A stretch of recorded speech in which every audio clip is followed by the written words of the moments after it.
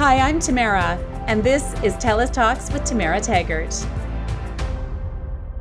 Hi, everyone. Today, I am so excited to have Ivan Coyote join me. Ivan is an award-winning author and LGBTQ2 plus advocate who has built an incredible body of work. If you are not familiar with Ivan's work, it's a quick Google search and you can see lots of video, but it's their new book, Care of, that we're here to talk about. Ivan, thank you so much for being here. Thanks, Tamara. Nice to meet you.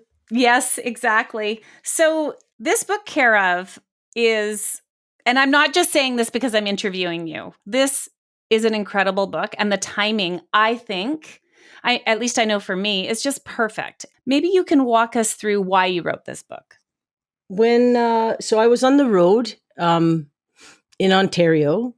I was at the time living in Vancouver when that weird week when everything went sideways. I was at my partner Sarah's place in London, Ontario for a couple nights. I was just wrapping up a bunch of shows. Sarah had just gotten back from touring in Europe. She's a musician. So that went, we were on then they closed the borders, and then my mom was going to go to Mexico. Do you remember that time? Everybody was like we were trying to grapple with, how could we know? We couldn't have known. We should have known, could have known. I don't know. Anyway, we should have been listening to the scientists and watching more science fiction movies. I'm not sure. Whatever. Anyway, it all went down. And so at first I was like, well, I better sock it in. I don't want to go back to Vancouver. We should be together for this weird time. It's scary and everything. And so I'll work on that mystery novel I've been working on. And, I talk about this in the intro of the book, and I just had no idea how to write about the present day. No, do I just cheat and put it all in November 2019 and all we know is rumors from China, but nothing's happening? And, so I thought, well, I'll just put this on hold, and because this could last for a couple of weeks. I remember thinking a month, maybe, 2 months, who knows? So I'll take advantage of this time off the road, and I'll catch up in the office first, and then I'll sort out, what I'm going to write about and how I'm going to make use of this time. And so I just started, taking care of business, and I get a lot of mail because I tour a lot, and I do, school shows. And so sometimes 800 kids a show, sometimes 3 a day. I'll only do 4 days a week. Everybody's got their boundaries. And so I get a lot of mail. So I've kept this email file and a snail mail file folder of like special letters. I usually get, answer at least once, but some of them, they were, and I'm on the road, I'm too busy. So some of them were really special. And I thought, like, I'll keep them, and one day, you never know, maybe I'll have some time. And I never thought, like, maybe we'll have a global pandemic and you'll get stuck in London, Ontario for 16 months. Like that, I couldn't have foreseen. But so I just started answering these letters, and it just became this, because they were all from people who had seen me perform or read my books. So it was all about the connection that my stories are actually more, I think, more specific, the connection to the story that the person had shaken loose when they read my story. Because that's what I think the power of stories are. It's great to hear a good story, but what really moves someone is when they hear a story that somehow shakes, I call it shaking a ghost out of your own ribcage, kind of. And that's what's really powerful. So they were mostly people who had that, some version of that or their version of that, and had written me. I responded with the story that their letter shook loose from me. And because I think that's the magic circle of stories, right? That's why stories are a circle. That's why you hear people say story circle or gather around. Like it is a reciprocal thing. And so I just reciprocated, but I reciprocated in the most thoughtful and careful and slow way that I was capable of. Because I really took the time. And see, I learned how to write a letter from my grandmother, Patricia Rita Cumming Sr. She was a fantastic letter writer and a great thinker and an autodidact. And she just lived in a house full of books. And I would go over there and we would hang out like all day. And anyway, she always wrote me letters. I have her letter collection. My Uncle Rob was on it when she passed away in 2017, and she also had set them all aside for me. And but she CIA'd them. Hey, there's stuff she just blotted right out.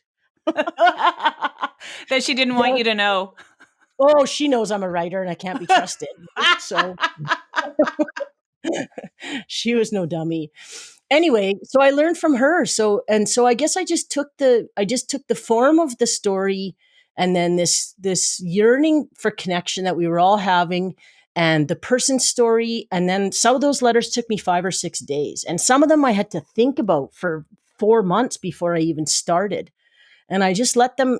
Sarah was downstairs, like recording and doing a bunch of stuff in her studio. And we have one of those beautiful relationships where we can just not interrupt each other, not bug each other, or we can be in our own satellites. And we were privileged enough that she lives in a townhouse in London. So I was up on the 3rd floor and she was in the studio in the basement. And then we would just come down for like communal things such as eating and seeing each other and stuff. And so I would sometimes write 3,000-4,000 words a day and just go deep dive on writing these letters. What I got from reading many of the stories in here, and I'm not done the book. What I did was I started reading the book from the beginning, and then I realized, oh, I can actually just open the book and start there. It doesn't have to be read in order by any means. It doesn't, I agree. But if you want to see the weird magic of circumstance from all of those, for one thing, 4 of the letters out of 21, and actually one of them I wrote to my grandmother who's deceased, Florence. So there's 20 letter writers, and over 11 years of correspondence I have it going back further than that, but the oldest letter was 11 years old. But 4 of the letter writers were in one night at the same gig, which happened to be my last public gig, which also was my grandmother's 100th, would have been her 100th birthday. And it was the day that I signed a deal for the mystery novel that I was going to do with Jared Bland, who ended up editing this. I agree. There is a lot of magic in it. But I think what I got from it, from reading the book, besides the fact that I'm a mother, so when I'm reading about, the mother who wrote to you, whose child took their life and died by suicide, and the pain, right? And so I'm bawling my eyes out when I'm reading that story. But then to read your response, and your responses to all of these letters are so full of care and kindness and thoughtfulness, and there's humor, and I can tell that they weren't just, it wasn't just a fast write. These are beautiful, and they have taught me so much, but it reminds me that we're not alone when we are in pain or when we're going through something. And the only thing I can compare it to, the only thing I can compare reading this book to, is when my son was born and we found out he had Down syndrome. I felt like I was the only parent in the world that this had happened to. And I was scared because I didn't know anything about Down syndrome. And that fear made me feel very lonely. And once I met other parents and saw how great their life was and how regular their, you know what I mean? I realized, oh, wait a minute here. And so I can see how you saw a story. You saw a version of a story that you could see yourself in, or that resonated for you, or that you. So that's the other thing that stories bring to us, is like a potential for our own future in the stories of others that are rattled out of us too. I mean, what you are giving in your letter writing is a gift to everyone, because it brings us all in and helps us understand the stories that other people hold. I just tried to bring my very best self to writing this, to putting this project together. And I had the incredible, insightful, kind, compassionate, gentle, loving guidance of Mr. Jared Bland at McClellan and Stewart. And I cannot say enough about the process of that. And I've been very lucky. I worked with Brian Lamb for we did 11 books together. And my editor before that was Persimmon Blackbridge, for a project that I did with 3 other authors. So I've had very good editorial experiences compared to some of the stories I've heard. And that's largely because I've stayed away from freelance media stuff, like, having quick one, like I've only really I've some periodical stuff, but mostly I just write books. Because I think I love the long conversation. And that's what this book is my gift to the long conversation. Because if you had to boil it down to one thing which it's impossible because there's too many people and there's too many stories, but it's essentially a book about family, but it's essentially a book about, and it's not about trans issues. It's about what happens when people let whatever their isms are destroy the mycelium of their own families. It's about the devastation and the damage and the trauma that transphobia, alcoholism, violence, homophobia, like there's so many people who are estranged from their families in some way that are written. I'm just thinking of Angela's beautiful letter about her father. And so it's a gift to the healing of that familial mycelium, but it's also a broader gift to the familial healing of the familial mycelium of my communities. Whatever those might be, because they shift all the time. Like I'm up in the Yukon with my family, and so I'm not embedded right now in the urban queer and trans communities. I'm mostly with small town folk. Like I spent the morning installing a garage door, like about 200 kilometers from a decent cell phone signal, right? With spotty Wi-Fi so bad that I couldn't even listen to Fleetwood Mac Rumors on Spotify. That's what my morning looked like. That's a crime right there. I know it is, but yeah, so it is. It's really just a gift, and it's like for us to engage in, because we try to fix things online in 140 characters, and there's so much of what tears us apart that cannot be repaired in that way. It just can't. And I love social media just as much as the next person. Go on there. I'm twittering. I'm tweeting. I'll be on Instagram, but I don't think that's the place that we go to manage conflict. I think that's the place that we go to watch conflict.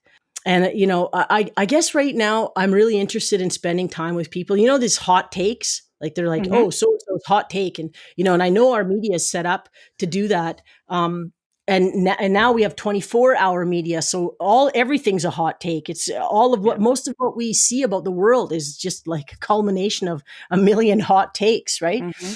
I'm not interested in hot takes anymore. I'm interested in people who really think things through and come up with long-term solutions. And those solutions involve time, and like we need to learn some conflict resolution big time as a world, as a society. And that's not going to happen with a hot take.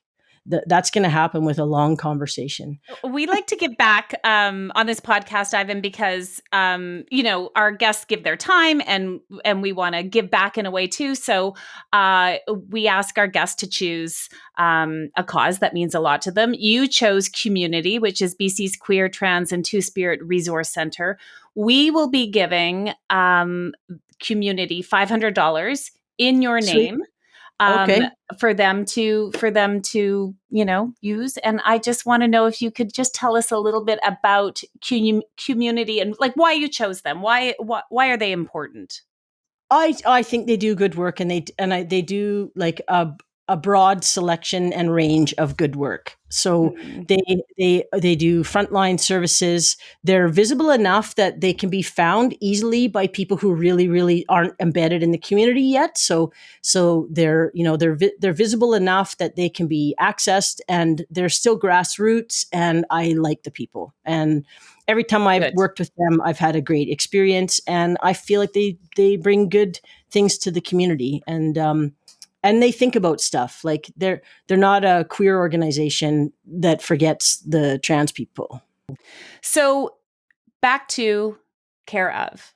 Yes, When you please. get these letters from people who have seen you or read your work, and then you write these beautiful things back, hearing the Yeah. stories from the letter writer, and then you're carrying words back. And that's Mhm. where the lesson is for people that don't have the same experiences as the people writing you the letters.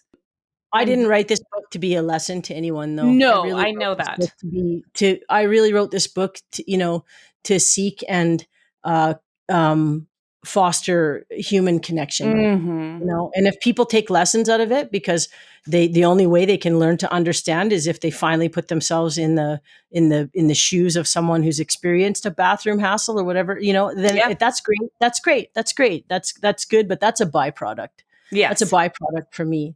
This book is an homage to healing our, like I said, the mycelium of the Mhm. damage that these things do, Mhm. as Yeah. opposed to, yeah, yeah. It's a beautiful book.